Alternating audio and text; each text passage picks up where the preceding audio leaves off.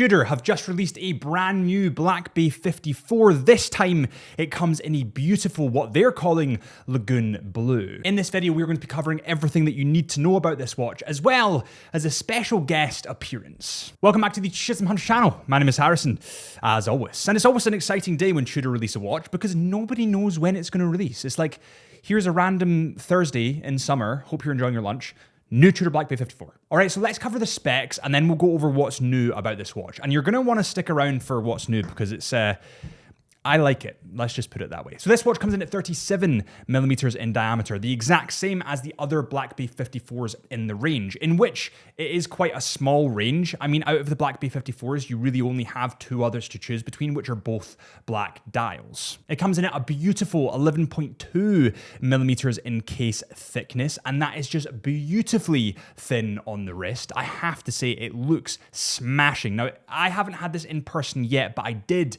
wear the black version, and just that thinness, sitting that close to your wrist, it's really special. It looks great. It has a lug width of 20 millimeters and comes in full stainless steel. It has a pretty incredible movement. Now, it's not COSC and METAS certified, but this one is just COSC certified. I say just COSC, that's still pretty good. It is the caliber MT5400, and this is totally self-winding with 70 hours of power. This watch is waterproof to 200 meters, has domed sapphire crystal glass, and a new, well, not technically new, but new for the Black Bay 54 bracelet. And that nicely brings me on to the things that are new in this watch. So the bracelet is that 5-link bracelet that we've seen kind of slowly be introduced within the Black Bay range, the Black Bay Heritage range. It comes in full stainless steel and has 3 polished links down the center and 2 brushed links on either side. It also has Tudor's T-Fit clasp at the bottom there. And the dial of this watch, of course, because that is very new,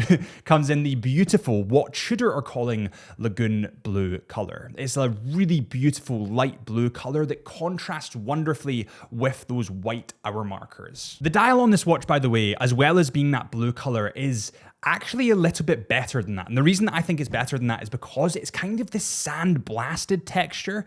It looks kind of like sandpaper, like blue sandpaper, apart from better than sandpaper, obviously. And it just has a really unique hue to it that I'm really liking. It is a very summery watch. It is a very Instagrammable watch. And I feel part of the reason why it's so Instagrammable is because of the brand new bezel. It has a brand new stainless steel bezel, which reflects the light wonderfully and comes mostly in polished. Now, when you look that little bit closer at the bezel, you can see that it still has those numerals in there. Now, some people may say that they're harder to read, but I think when it comes to a watch like this, you're paying more for the style rather than the actual functionality and use of this watch, just because it's so brightly colored. I think that if you were going to go for a watch that could really do it and that you'd put through the paces, you'd probably go for something more like the Pelagos. So I'm just about to give James Mcvey a call and see what he thinks of this new watch. Let's have a look, shall we? I'm gonna film him and also video it so that he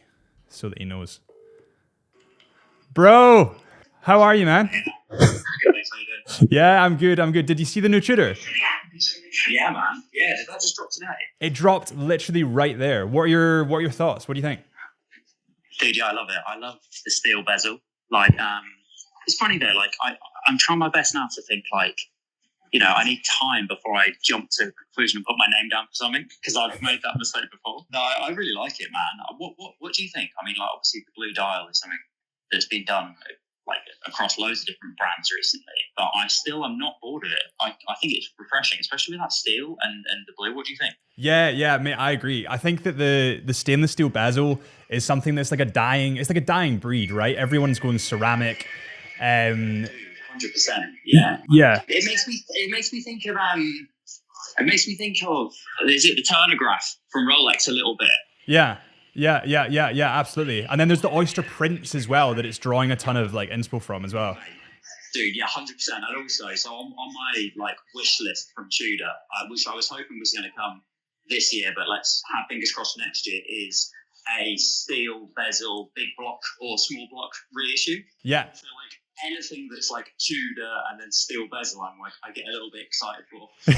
Yeah, mate, I'm the same. I think Tudor Black Bay Pro is what I'm looking for next. But now that, like, I think it's the stainless steel bezel is what gets me about these watches. Like, there's a unique look to it that you do not get anymore. And also like, it's just like, it looks, and it ages better than I would say ceramic does.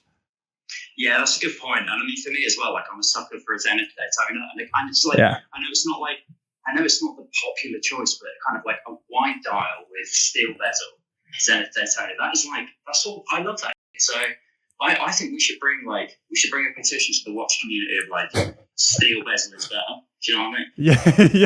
Yeah. Just start signing petitions. Let's start it, man. Let's start it.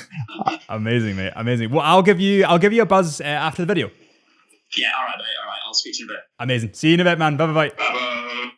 Well, there you have it. So that's the Tudor Black Bay 54. I'm just loving how clean this watch looks, to be honest, guys. And I love the fact that they've used white hour markers because I think that plays off the stainless steel bezel even nicer. But let me know what you guys think in the comments. James and I clearly like it. Bear in mind, this is my first impression, so I will be filming this watch hopefully tomorrow or the next day. So there will be a follow-up video coming very, very soon. But I hope you guys enjoyed this first impressions video. Thank you guys so much, and I'll see you guys real soon.